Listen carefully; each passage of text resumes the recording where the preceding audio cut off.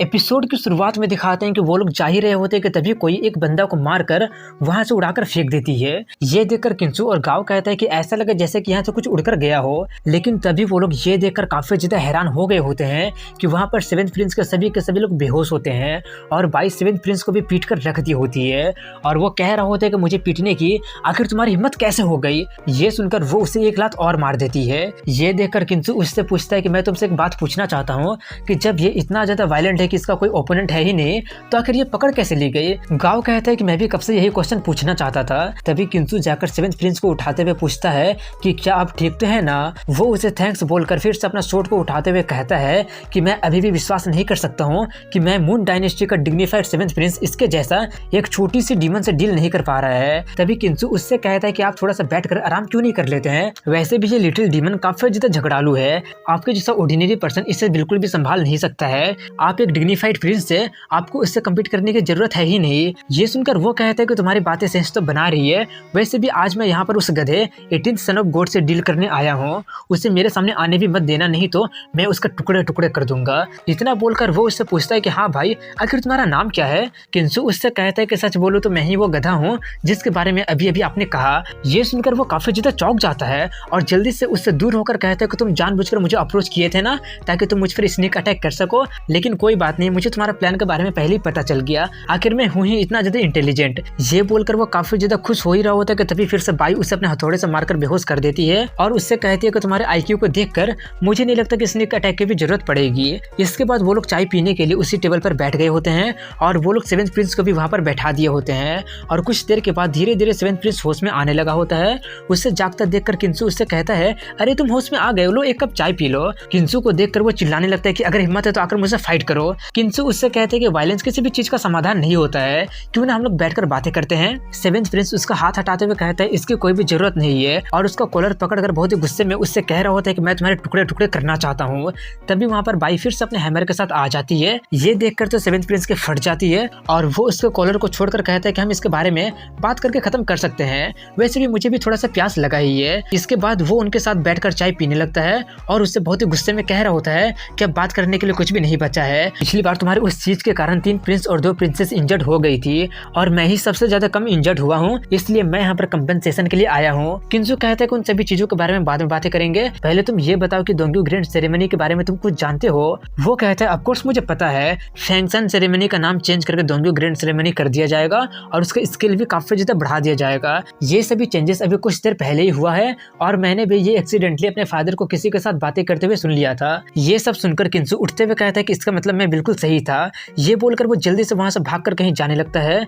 ये देखकर seventh Prince पूछता है कि आखिर तुम इतना ज्यादा एक्साइटेड क्यों हो रहे हो, जल्दी से वहीं पर रुक जाओ। तुमने अभी कहा था कि हमारे मैटर को डील करने के लिए तुम्हारे पास एक बहुत ही अच्छा प्लान है, तुम मुझे कैसे कंपनसेट करने वाले हो। ये सुनकर किंसु कहता है ओ मैं तो उसके बारे में भूल ही गया था। ये बोलकर वो उस पर अपने ठंडर से हमला कर देता है जिससे उसका हालत काफी ज्यादा खराब हो जाता है और किंसु उससे कहता है कि तुम्हारे जैसे एक छोटा सा प्रिंस मेरे सामने डिसरिस्पेक्ट होने की आखिर तुम्हारी हिम्मत कैसे हो गई, क्या तुम्हें सच में लगा था कि मैं अब और सहूंगा। ये देखकर वो कहता है कि तुम तो एक गधे हो, क्या तुम एक सन ऑफ गॉड कहलाने के वर्दी भी हो। वहीं पर किंसु काफी ज्यादा भड़क चुका होता है और वो फिर से उस पर हमला कर देता है। ये देखकर वहां पर आसपास के लोग कह रहे होते हैं कि आज इतना ज्यादा थंडरिंग क्यों हो रहा है। वहीं पर किंसु उसे मारते हुए कहता है कि हमारे सेट का ट्रेजर को मुझे धोखा देकर बेचवाने के लिए यही तुम्हारा पहला गलती है और मेरा डिसरिस्पेक्ट करना तुम्हारा दूसरी गलती है। इसी तरह वह सभी चीजें याद कर करके उसे बहुत ही मारते रहता है। ये देखकर वो अपना जान बख्शने के लिए भीख मांगने लगता है, लेकिन वो फिर भी उसे मारते ही रहता है। तभी गाऊ उसके पास जाकर कहता है कि मून डायनेस्टी काफी ज्यादा इम्पोजिंग है,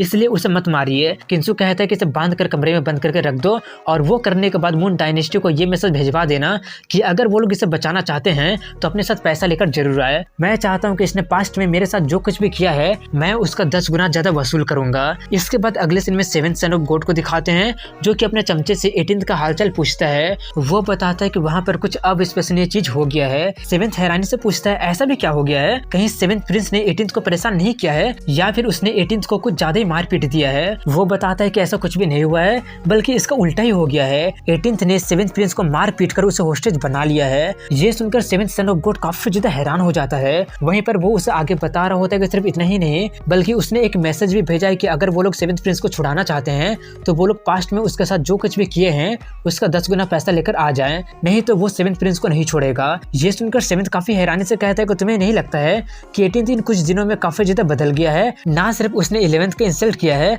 बल्कि उसने 7th प्रिंस को भी किडनैप कर लिया है। वो तो काफी ज्यादा बदल गया है। पहले तो मुझे लगा था कि 18th का सन ऑफ गॉड का सर्टिफिकेट लेना सबसे आसान होगा, लेकिन अब वैसा बिल्कुल भी नहीं लग रहा है। वहीं पर उसका चमचा कह रहा होता है तो क्या अब हम लोग क्या कोई मूव लेने वाले हैं? शायद हम लोग 18th और मून डायनेस्टी के बीच का प्रॉब्लम से अपना फायदा निकाल सकते हैं।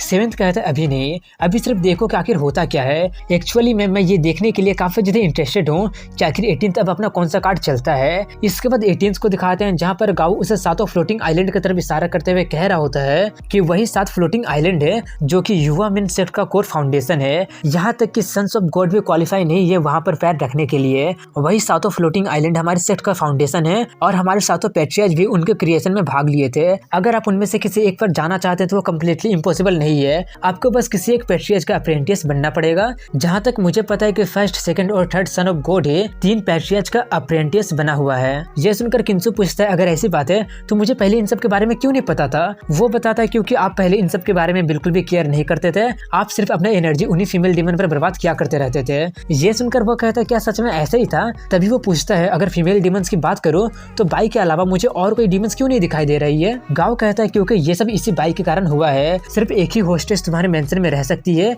यही बोलकर वो बहुत ही सारा पैसा का यूज करके सभी फीमेल डीमंस को उनका घर भेजवा दी है और खुद ही यहाँ पे रह गई है। तभी किंसु चिल्लाते हुए पूछता है कि आखिर इतना सारा पैसा आया कहाँ से? गाओ सोचते हुए कहता है कि आपने अपने पूरा फैमिली को प्रॉपर्टी बेच दिया है, इन पूरे सालों में आपका पूरा फाइनेंशियल हालत बहुत ही ज्यादा खराब हो गया है, तो आखिर पैसा आया कहाँ से मुझे भी नहीं पता। तभी किंसु उससे पूछता है कि आखिर तुम इतना सारा पैसा लाई कहाँ से? वो बताती है कि मैं जू वेबा से उधार ली हूँ। ये सुनकर गाओ थोड़ा सा हैरानी से कहता है जू वेबा यानी कि 14th सन ऑफ गॉड। अब हम लोग गए 14th पिग स्किन के नाम से जाना जाता है, वो मेरा ही वाला बिजनेस करता है, लेकिन उसका ट्रेड करने का तरीका मुझसे काफी ज्यादा डार्क है। वो अपने सन ऑफ गॉड वाला आइडेंटिटी का यूज करके लोगों को बिल्कुल पिग की तरह स्लॉटर करता है और करने के बाद वो उनके स्किन को भी पील करके निकाल लेता है। ये सुनकर किंसु थोड़ा सा घबरा गया होता है और वो उससे पूछता है कि तुम तो बस एक छोटी सी डीमन हो, तो उसने तुम्हें इतना सारा पैसा आसानी से दे कैसे दिया? उन सभी डीमंस को वापस भेजने का खर्चा तो काफी ज्यादा आया होगा ना? वो कहती है मैंने कब कहा कि मैं अपने नाम पर उधार ली हूँ, मैं तो तुम्हारे नाम पर उधार ली हूँ। ये सुनकर उसका दिमाग काफी ज्यादा खराब हो जाता है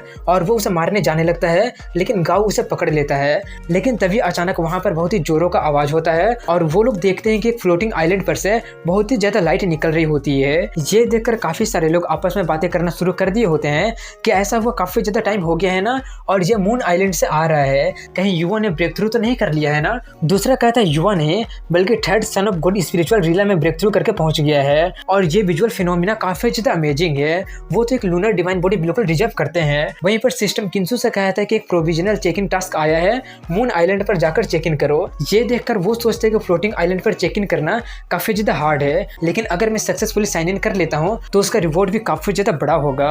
वहीं पर मून आइलैंड का दरवाजा खुलता है और थर्ड सन ऑफ गॉड बाहर निकलते हैं। उसे आता देखकर सभी लोग थर्ड को रिस्पेक्ट पे करने लगते हैं और कह रहे होते हैं कि आप काफी ज्यादा स्ट्रॉन्ग है, फ्यूचर में आप ही युवा मिन सेक्ट का लीडर बनेंगे। वहीं पर ये देखकर किंसु कहता है कि मुझे थर्ड का कल्टीवेशन के बारे में तो पता नहीं है, लेकिन वो कुछ ज्यादा शो ऑफ करने वाला है। भाई कहते हैं कि जहाँ से मैं आई हूँ वहाँ पर इस तरह के बिहेवियर को हिटिंग द वॉल कहते हैं। ये सुनकर किंसु कहता है कि तुम्हारा काफी अच्छा कल्चर है। तभी एक पर्सन उनसे पूछता है कि थर्ड सन ऑफ गॉड को देखने के बाद तुम लोग नील डाउन क्यों नहीं किए थे? गाओ बताता है कि ये 18th सन ऑफ गॉड है, जब सन्स ऑफ गॉड एक दूसरे से मिलते हैं तो नील डाउन करने की जरूरत नहीं पड़ती है। उसे देखकर थर्ड कहता है तो तुम ही 18th हो, काफी लंबे समय बाद मिल रहे हैं ना? वैसे भी तुम तो अभी भी बिल्कुल पहले के जैसा ही गुड फॉर नथिंग हो। ये सुनकर 18th उसके बातों को इग्नोर करते हुए कहता है कि अब जबकि हम लोग काफी लंबे समय बाद मिल ही गए हैं तो क्यों ना आप मुझे गेस्ट की तरह मून आइलैंड पर इनवाइट करें। थर्ड कहता है तुम मेरा गेस्ट बन सकते हो, लेकिन उसके बदले तुम्हें मुझे अपना सन ऑफ गॉड का सर्टिफिकेट देना पड़ेगा। वैसे भी तुम्हारे पास क्वालिफिकेशन है ही नहीं एम्परर कंपटीशन में पार्टिसिपेट करने के लिए। 18th कहता है अगर तुम्हारे पास एबिलिटी है तो तुम इससे कभी भी आकर मुझसे ले सकते हो, और सोचता है कि मेरा सर्टिफिकेट कहाँ पे रखा हुआ है मुझे ही नहीं पता। ट्रांसमिग्रेट होने के बाद मैंने पूरे मेंशन में ढूंढा था, लेकिन मुझे वो कहीं मिला ही नहीं। और यहीं पर इस एपिसोड की एंडिंग हो जाती है।